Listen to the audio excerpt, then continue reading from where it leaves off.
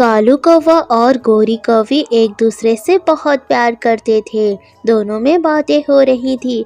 वे दोनों तो अब अपने इस प्यार के रिश्तों को शादी में बदलना चाहते थे। गोरी, अपनी माँ से कब बात करोगी तुम?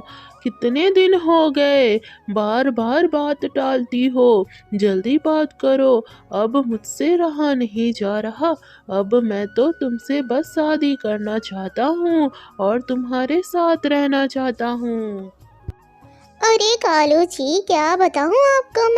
मैं भी तो यही चाहती हूँ ना कि जल्द से जल्द हमारी शादी हो जाए, मगर हालात बनते ही नहीं। माँ से बात करने का मौका मिलता ही नहीं। अगर माँ कभी भी शादी की बात छेड़ेगी तो मैं तुम्हारा नाम ले दूंगी और कह दूंगी कि मुझे तो सिर्फ कालू कावे से शादी करनी है। फिर देखते हैं आगे क्या होता है। माँ बस एक बार शादी का नाम तो ले, मैं तुम्हारा नाम लेकर रहूंगी और साफ साफ कह दूंगी शादी करूंगी तो सिर्फ तुमसे। देखो गोरी, सारी चीजें तुम पर ही निर्भर है। मैं तो अनाथ हूँ, अकेला हूँ। मैं तो शादी के लिए तैयार हूँ तुमसे। तुम्हारी तो माँ है। तुम्हारी माँ जब तक हाँ नहीं बोलेगी तो तुम क्या ही करोगी। इसलिए अपनी माँ को मना लो और कह दो कि तुम मुझसे प्यार करती हो और तुम मुझसे शादी करना चाहती हो। हाँ हाँ कालू जी, पक्का से। बस माँ एक बार शादी की बात छेड़े तो मैं माँ को कह दूंगी साफ साफ। आप चिंता ना करें, शादी होगी तो सिर्फ आपसे ही। ये वादा रहा कालू जी मेरा। जंगल में शाम भी हो जाती है। गोरी अपने घर को लौटती है। घर पहुंचकर गोरी सीधे अपनी माँ से कहती है, माँ, जरा एक बात तो बताना, आपकी किस उम्र में शादी हुई थी? मुझे तो ये पता ही नहीं। कब हुई थी आपकी शादी? जब मैं 18 साल की थी तभी मेरी शादी मेरे पिताजी ने करवा ही दी थी। और कुछ दिनों में तुम भी 18 साल की हो जाओगी और फिर मैं भी तुम्हारी शादी एक अच्छे कौवे के साथ करवा दूंगी। माँ, मुझे आपसे कुछ कहना है। मैंने अपने लिए तो कौवा पसंद कर लिया है, जंगल का वो कालू कौवा। उसी से शादी करूँगी मैं उससे बहुत प्यार करती हूँ। और हाँ, कालू कौवा भी मुझसे बहुत प्यार करता है, इसलिए शादी तो मैं कालू कौवे से ही करूँगी। क्या कहा उस कालू कौवे से? ऐसा मैं नहीं होने देने वाली। वो कालू कौवा निकम्मा है, उससे तुम्हारी शादी नहीं हो सकती। मैं जिससे बोलूँगी उससे होगी तुम्हारी शादी। नहीं माँ, ऐसा नहीं होगा। मैं कालू कौवे से बहुत प्यार करती हूँ और कालू कौवा भी मुझसे बहुत प्यार करता है, इसलिए अगर मैं शादी करूँगी तो सिर्फ कालू कौवे से, वरना मैं शादी नहीं करूँगी। दोनों माँ बेटी में लड़ाई शुरू हो जाती। गोरी की बात गोरी की माँ मानती ही नहीं है। ऐसे ही दिन गुजरने लगते हैं। अब तो गोरी 18 साल की हो ही गई थी। एक दिन गोरी की माँ गोरी के पास आती है और गोरी से कहती है, देखो गोरी, अब तुम 18 साल की हो गई हो और कुछ कौवे को मैंने पसंद किया है तुम्हारे लिए। वे कौवे जल्द ही तुम्हें देखने आएंगे। तुम उनसे मिलना और जो भी पसंद आए मुझे बताना। तुम्हारी शादी अब मुझे करवानी है। अपनी माँ की ये बातें सुनकर गौरी सोच में पड़ जाती है। वो सोचती है कि अगर वो अपनी माँ की बात नहीं मानेगी तो उसकी माँ उसके साथ ज़बरदस्ती किसी से भी शादी करवा देगी, और वैसा वो नहीं चाहती। इसलिए गौरी दिमाग लगाती है और कहती है, देखो माँ, मैंने तो आपसे कहा था कि मैं शादी करूँगी तो कालू कौवे से, मगर आपने मेरी बात नहीं मानी। तो मैंने एक उपाय लगाया है। मेरा एक शर्त है, जो कौवा मेरे शर्त के मुताबिक करेगा उसी से ही शादी करूंगी मैं। शरत? कैसी शरत? मुझे बताओ, क्या है तुम्हारी शरत?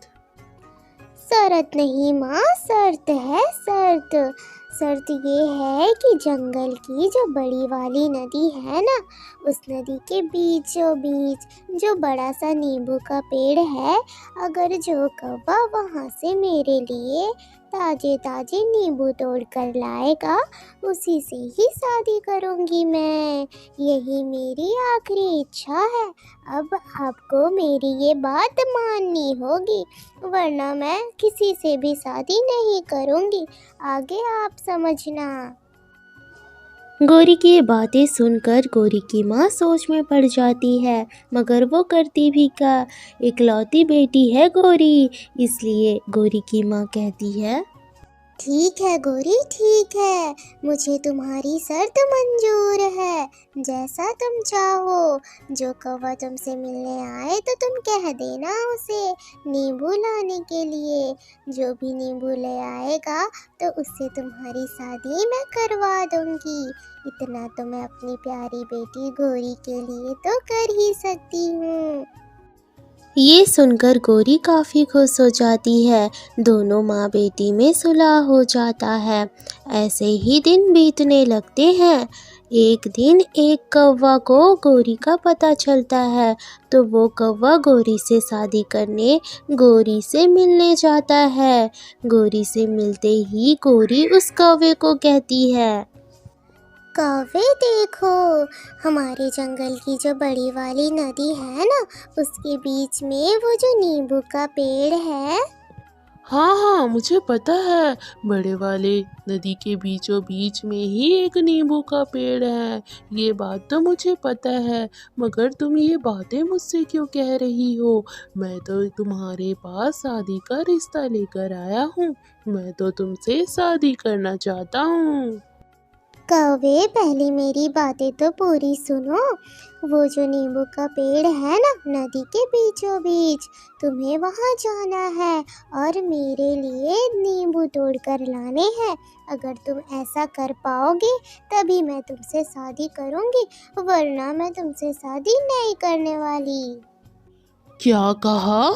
नदी के बीचों बीच उस नींबू के पेड़ से तुम्हारे लिए नींबू लाने होंगे? ना बाबा ना, वो पेड़ तो नदी के बीचों बीच है। वहां तक उड़कर जाना खतरों से खाली नहीं। अगर मैं थक गया और गलती से नदी में गिर गया तो मैं तो वहीं मर जाऊंगा। नहीं नहीं, मैं ये नहीं कर सकता। अच्छा, नहीं कर सकते तो भग जाओ मेरे घर से। नहीं करनी मुझे तुमसे शादी। तुम तो एक नंबर के डरपोक हो, डरपोक। चले जाओ मेरे घर से अभी के अभी। इस तरह गौरी उस कौवे को भगा देती है। कई दिन बीत जाते हैं।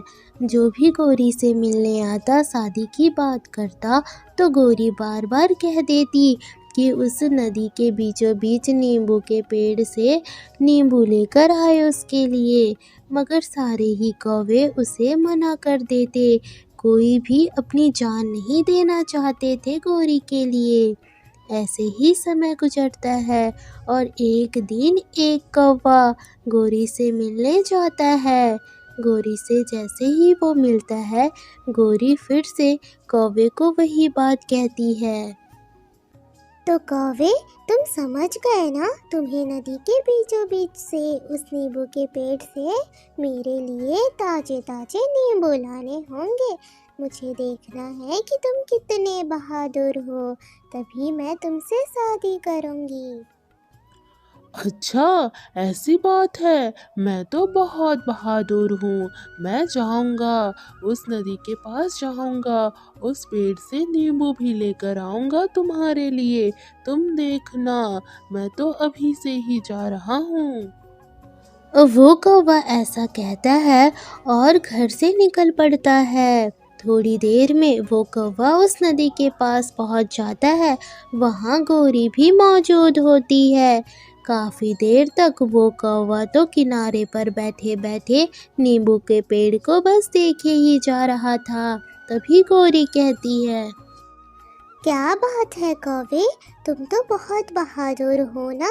तो जाओ जाओ उस पेड़ से जो दिख रहा है सामने, नींबू का बड़ा पेड़, वहाँ जाओ और मेरे लिए ताजे ताजे नींबू तोड़ कर लाओ। ना बाबा ना, वो पेड़ तो बहुत दूर है। कहीं जाते जाते गलती से मैं नदी में गिर गया तो मुझे कोई बहादुरी साबित नहीं करनी, ना ही मुझे तुमसे शादी करनी है गौरी। मैं तो जा रहा, मैं अपने घर जा रहा, मुझे शादी नहीं करनी, मुझे अपनी जान नहीं देनी तुम्हारे लिए। माँ, आपने जिन जिन लोगों को मेरे पास भेजा था वो सब के सब तो डरपोक निकले। किसी ने भी उड़ने की कोशिश भी ना की कि उड़कर जरा देखे तो कि वो नींबू ला सकते हैं या नहीं। कोशिश करने के पहले ही सबने हार मान ली। ऐसे डरपोक कौवे से तो मुझे कभी भी शादी करनी ही ना थी। गौरी मैं भी परेशान हूँ, किसी ने भी बहादुरी नहीं दिखाई। जंगल के सारे कौवे तो बचे ही ना, आसपास के कौवे भी मैंने बुलाए थे मगर वो सब भी डरपोक निकले। अब मैं क्या करूँ? मेरी बेटी की शर्त पर तो कोई खरा उतर ही नहीं रहा। माँ, एक कौवे को आप बोल रही हैं, कालू कौवा। वो जरूर मेरी शर्त पर खरा उतरेगा। वो मुझसे बहुत बहुत प्यार करता है। वो पक्का मेरे लिए कुछ भी करेगा। वो जरूर जाएगा नींबू के पास और मेरे लिए नींबू भी लेकर आएगा। बस एक बार आप हाँ कह दो, आप बस कह दो कि कालू कौवे को मैं बुला लूं और अपनी शर्त बता दूं। पक्का कालू कौवा मेरी बात मानेगा और फिर आपको भी पता चल जाएगा कि कालू मुझसे कितना प्यार करता है। बात तो तुम्हारी सही है गौरी, अब इतना हुआ तो कालू को भी एक मौका दे ही देना सही लगता है मुझे भी। ठीक है, बुला लाओ कालू को और कह दो अगर वो तुम्हारे शर्त पर खरा उतरा तो तुम दोनों की शादी मैं ही करवाऊंगी, वो भी बड़े धूमधाम से। अपनी माँ की ये बातें सुनकर गौरी तो बहुत खुश हो जाती है। फिर गौरी उसी दिन नदी के पास पहुँच जाती है और कालू को समझा देती है सारी बातें। कालू तो तुरंत तैयार हो जाता है। वो अब उड़ने की कोशिश करता है। वो उड़ता है। ऐसे ही समय बीतता है और थोड़ी ही देर में कालू कौवा 2 नींबू गौरी के लिए ले आया था। वहाँ तो गौरी की माँ भी मौजूद थी और गौरी की माँ ये सब देख बहुत खुश हुई। गौरी भी बहुत खुश हुई। तभी गौरी अपनी माँ से कहती है, माँ, देखा आपने, कालू ने बिना कुछ सोचे समझे जैसे ही मैंने कहा वैसे तुरंत उड़ पड़ा नींबू लाने के लिए। ना अपनी परवाह की ना कुछ, क्योंकि वो मुझसे बहुत प्यार करता है और वो मुझसे अपनी पत्नी बताना चाहता है। इसलिए तो उसने कुछ सोचा ना समझा, तुरंत निकल पड़ा, उड़ पड़ा नींबू लाने के लिए, क्योंकि उसके पास यही एक मौका था मुझसे शादी करने के लिए। इसलिए तो कहती थी मैं माँ कि मैं कालू से ही शादी करूँगी, क्योंकि वो मुझसे बहुत प्यार करता है और मैं भी उससे बहुत प्यार करती हूँ। हाँ गौरी, तुम्हारी बातें तो सही हैं। इतना प्यार करता है कालू तुमसे, मैंने तो सोचा ही ना था। मैं तो कालू को बेकार समझती थी मगर ऐसा नहीं है। अब मैं समझ गई हूँ, शादी के बाद भी कालू तुम्हें अच्छे से रखेगा, किसी चीज़ की कमी नहीं होने देगा। यही तो मैं चाहती थी कि मेरी इकलौती बेटी को किसी चीज़ की दिक्कत ना हो। अगर कालू ने जान का परवाह किए बिना तुम्हारे लिए ये किया तो वो तुम्हारे लिए कुछ भी करेगा। मैं बहुत खुश हूँ कि मेरी बेटी को कालू जैसा पति मिला। इधर ये बातें सुनकर कालू कौवा भी बहुत खुश होता है। कालू और गोरी एक दूसरे से बहुत प्यार करते थे और अब तो गोरी की माँ भी राजी हो गई। अब दोनों का प्यार शादी में बदलने वाला था। तो दोस्तों, कैसी लगी आपको ये कहानी, हमें कमेंट में बताना ना भूलें। साथ ही आज का प्रश्न ये है कि आखिर कालू ने गोरी के लिए कितने नींबू तोड़कर लाए थे। देखते हैं किस किस को याद है, जल्दी से कमेंट में बताएं।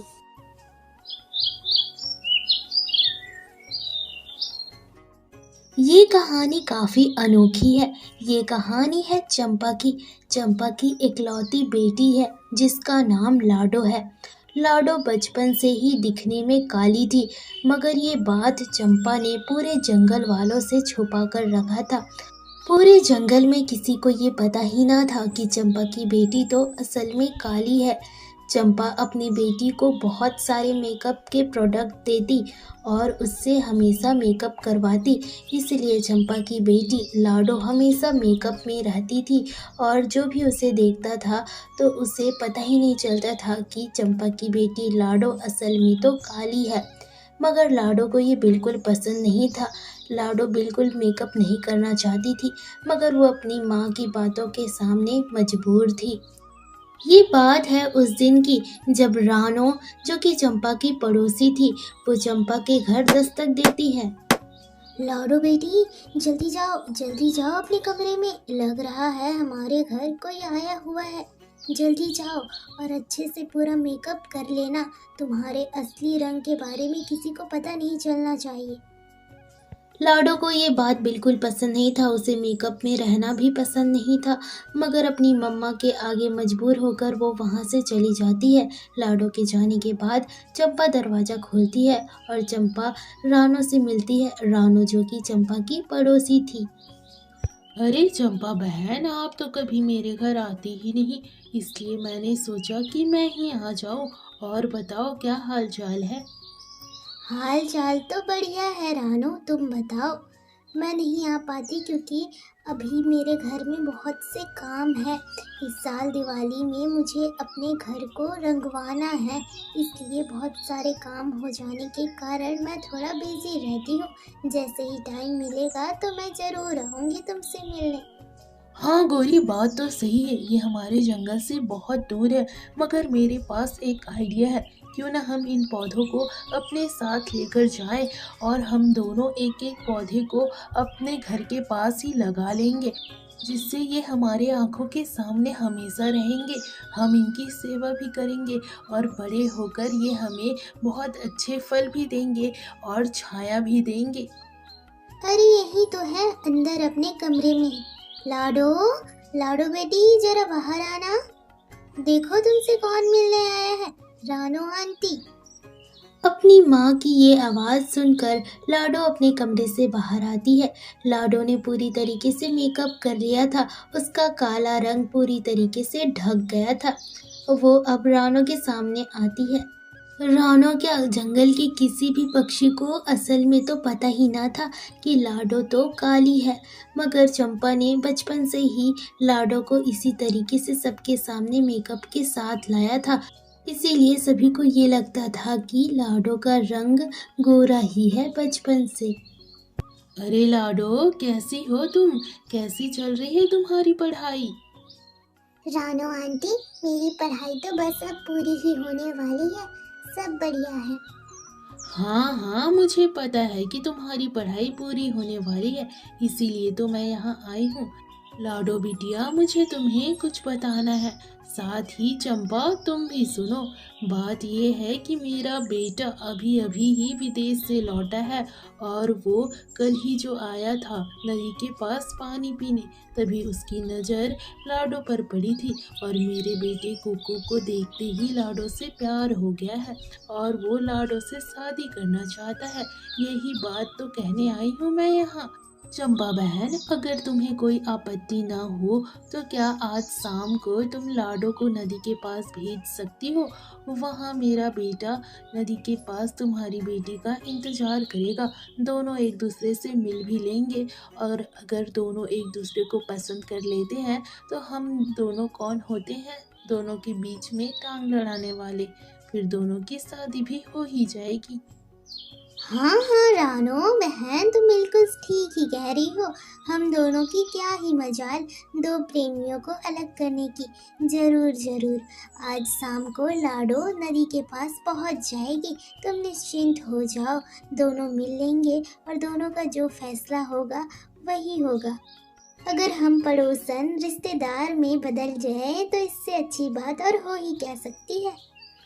आज जैसे ही शाम होती है, यहाँ नदी के पास कुकू पहले ही लाडो का इंतजार कर रहा होता है कि थोड़ी देर में यहाँ लाडो भी आ जाती है और लाडो को देख कुकू काफी खुश हो जाता है। लाडो, कैसी हो तुम? तुम्हारे बारे में मुझे मम्मा ने बताया। मैं कुक्कू और मैं कल ही विदेश से आया हूँ। कल मैंने आते वक्त ही तुम्हें नदी के पास देखा था और तभी ही मैंने तुम्हें अपना दिल दे बैठा। मैं तुम्हें पसंद करता हूँ और मैं तुमसे शादी करना चाहता हूँ। मैं दहेज में भी कुछ नहीं चाहता, मैं तो बस तुम्हें चाहता हूँ। क्या तुम मुझसे शादी करना चाहोगी? ये सुनने के बाद लाडो थोड़ी सी खुश हो जाती है कि तभी उसे अपने असली रंग का याद आता है कि वो तो असल में काली है और कुकू को तो उसके गोरे रंग ऊपरी रंग से प्यार है। ये सोचते ही लाडो तुरंत नदी में जाती है और एक डुबकी लगाती है और जिसके बाद लाडो बाहर आती है। अब तो लाडो का चेहरा पूरी तरीके से मेकअप से उतर गया था।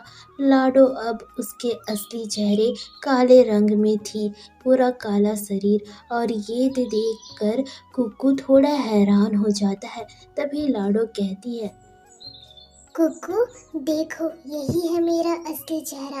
असल में मैं काली हूँ और मेरी मम्मा ने अभी तक सभी से ये बात छुपा कर रखी है ताकि उनकी बेइज्जती ना हो। उन्हें लगता है काला होना बुरा है, मगर भगवान ने मुझे ऐसे ही बनाया है, तो इसमें मेरी क्या गलती।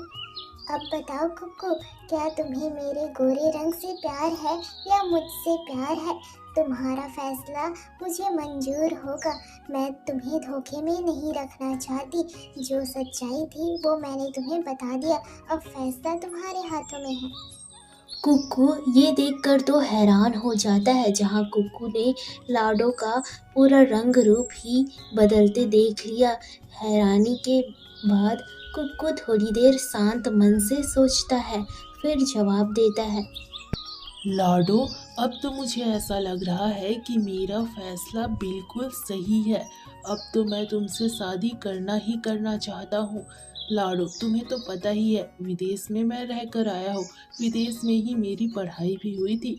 मैंने बहुत सारी गोरी पक्षियों को, बहुत साफ पक्षियों को देखा, मगर वो ऊपर से ही साफ होते हैं, उनके दिल साफ नहीं होते और ना ही वो मन से सच्चे अच्छे होते हैं। मगर मैंने तुम्हें देखा तो पहली नज़र में प्यार हो गया था, मगर जब तुमने ये सच्चाई अपनी बताई, जिसके बाद तो मेरे लिए और इज्जत तुम्हारी बढ़ चुकी है। अब तो मैं तुमसे ही शादी करना चाहता हूँ। तुम्हारे जैसे ही अच्छी और सच्ची जीवन साथी की तो तलाश थी मुझे। कुकू, मैं बहुत खुश हूँ कि तुमने मुझे स्वीकार किया जैसा मैं असल में हूँ। मगर बात ये है, शादी के बाद मैं एक परिवार में जाऊंगी जहाँ तुम्हारी माँ भी है। रानो आंटी को मैं बचपन से जानती हूँ। उन्होंने मुझे बचपन से ही गोरे रंग में मेकअप के साथ देखा है। वो तो मेरा असली रंग जानती ही नहीं, इसलिए मैं चाहती हूँ कि तुम पहले रानो आंटी को मेरी सच्चाई बताओ। अगर रानो आंटी को मेरी सच्चाई जानने के बाद ही वो मुझे बहू के रूप में स्वीकार करेंगी तो मैं तभी तुमसे शादी करूँगी, वरना मैं तुमसे शादी नहीं करूँगी। कुकू हाँ कह देता है और कुकू वहाँ से घर की ओर निकलता है। रात भी हो जाती है। रात को भोजन करने के बाद जैसे ही कुकू और उसकी माँ रानो चिड़िया सोने जा रहे होते हैं कि तभी कुकू अपनी मम्मा से कहता है, मम्मा, आप तो जानती हो, आप लाडो को बचपन से जानती हो कि लाडो कितनी अच्छी है अपने स्वभाव में और गुणों में। इसीलिए तो मैं लाडो से शादी करना चाहता हूँ। मगर आपको एक बात बतानी है लाडो के बारे में। दरअसल लाडो गोरी नहीं, साफ नहीं, उसका रंग सांवला है और वो बचपन से ही सांवली है। मगर उसकी मम्मा ने यानी कि चंपा आंटी ने बचपन से ही सभी के सामने उसे बहुत सारे मेकअप के साथ गोरा दिखाया है, मगर उसका असली रंग काला है। और इसके साथ ही मैं उसे अपनाना चाहता हूँ। और ये बात मुझे खुद लाडो ने ही आपसे कहने को कही है, उसकी सच्चाई आपसे बताने के लिए कही है। मुझे उम्मीद है आपको लाडो के काले रंग से कोई दिक्कत नहीं होगी। अरे नहीं नहीं कुक्कू, ये तुम क्या कह रहे हो? क्या लाडो असल में काली है? नहीं नहीं, मैं एक काली चिड़िया को अपनी बहू स्वीकार नहीं कर सकती। नहीं, तुम्हें ये शादी नहीं करनी है। काली बहू आ जाएगी मेरे घर तो मैं क्या इज्जत दिखाऊंगी पूरे परिवार में। नहीं, तुम्हारी ये शादी नहीं हो सकती। रानो तो अपनी बात से पलट जाती है। जहाँ रानो खुद लाडो को अपनी घर की बहू बनाना चाहती थी, मगर जैसे ही उसे ये पता चलता है कि लाडो एक काली पक्षी है तो रानो यहाँ शादी से मना कर देती है। मगर कुक्कू अपनी जिद पर अड़ा होता है। ऐसे ही आज की रात गुजर जाती है और अगले दिन ही कुक्कू लाडो से शादी कर लेता है और लाडो को अपने घर ले आता है। और यहाँ रानो काफ़ी ज़्यादा परेशान थी, क्योंकि पहली बार कुक्कू ने रानो के खिलाफ जाकर ये कदम उठाया था। मम्मा, मैंने तो अब लाडो से शादी कर ली है और आपको भी इसे अपना बहू मानना ही होगा। और आपको बता दूं, मैंने रिश्तेदारों को भी फ़ोन करके बता दिया है। कल मेरी पत्नी की मुंह दिखाई है और ये रस्म आपको ही निभाना है। दरअसल मुझे कल किसी काम से दूसरे जंगल जाना है। कल जैसे ही वे सभी आएंगे तो आपको मेरी पत्नी की मुंह दिखाई करवानी है। ऐसा कहने के बाद कुक्कू वहाँ से चला जाता है। रानो मन ही मन काफ़ी गुस्से में थी और उसका गुस्सा यहाँ निकलता है उसकी बहू पर, जो कि लाडो चिड़िया थी। वो अपने बहू को ही खरी खोटी सुनाती है। इसके बाद आज का भी रात गुजर जाता है। आखिरकार सुबह हो गई और आज वही दिन है जहाँ अब लाडो की मुँह दिखाई होने वाली है। मेहमान आने वाले होते हैं। उससे पहले रानो लाडो से कहती है, देखो लाडो बहू, सबको पता है कि तुम बचपन से गोरी हो। किसी को ये नहीं पता कि तुम्हारा असली रंग काला है। जैसे तुम्हारी मम्मा तुम्हें मेकअप के लिए कहती थी, वैसे ही मैं तुम्हें कह रही हूँ, तुम्हें मेकअप करना है जैसे तुम पहले के जैसे साफ लगो, सिर्फ मुंह दिखाई तक, ताकि किसी को ये पता ना चले कि मेरी बहू एक काली है। मैं अपनी बेइज्जती होते हुए नहीं देख सकती। ठीक है माँ जी, मैं ऐसा ही करूँगी। मैं पहले के जैसे अच्छे से मेकअप कर लूँगी ताकि किसी को मेरे असली रंग का पता ना चले, और आपके इज्जत का मैं पूरा ख्याल रखूँगी। फिर लाडो अपने कमरे में मेकअप करने चली जाती है। थोड़ी देर बाद सभी मेहमान घर में आ जाते हैं और सभी लाडो को देखते हैं। लाडो ने मेकअप कर लिया था। लाडो का असली चेहरा किसी के सामने ना था। लाडो काफ़ी सुंदर लग रही थी और ये देख सभी लाडो की बहुत तारीफ करते हैं। मेहमानों के बीच गोरी कौवी भी होती है। वो रानो से कहती है, अरे वाह रानो, बहू तो तूने फर्स्ट क्लास लाई है, एकदम साफ और बहुत अच्छे गुणों वाली। मैंने खाना भी खाया, बहुत अच्छा खाना बनाती है तेरी बहू। हाँ गोरी, लाखों में एक है मेरी बहू। मेरे कुक्कू ने मेरे बहू को पसंद किया है। वो बहुत अच्छा खाना बनाती है और दिल की सच्ची और गुणवान है। थोड़ी देर में पूरा कमरा खाली हो जाता है। सभी मेहमान घर से चले जाते हैं कि तभी वहाँ आ जाता है कुक्कू। कुक्कू की नज़र आते ही अपनी पत्नी लाडो पर पड़ता है और कुक्कू देखता है कि लाडो ने पहले की तरह पूरा मेकअप कर लिया है। और ये देख कुक्कू कहता है, लाडो, ये क्या हाल बनाया है तुमने? मैंने तुम्हें कहा था ना, तुम जैसी हो मुझे वैसी ही पसंद हो, तो तुमने ये मेकअप क्यों किया है? उससे क्या कह रहा है? मैंने करवाया है मेकअप। मैं नहीं चाहती थी कि मेरे मेहमानों के सामने मेरी बेइज्जती हो और कोई मुझे ऐसा कहे कि तेरी बहू कितनी काली है, इसलिए मैंने ही कहा था कि उसे मेकअप कर ले। माँ, आप ऐसा क्यों कर रही हो? मैंने आपको कितनी बार बताया है कि मुझे लाडो के रंग रूप से नहीं, उसके सच्चे दिल से और उसके गुणों से प्यार है। और मैं यही चाहता हूँ कि वो अपने असली रूप में ही सभी के सामने रहे। आइंदा से आप ऐसा बिल्कुल मत करिएगा माँ। वो जैसी है मुझे वैसी ही पसंद है। जब से लाडो घर में शादी होकर आई थी तब से घर में ये बहस तो हमेशा चलता ही रहता था।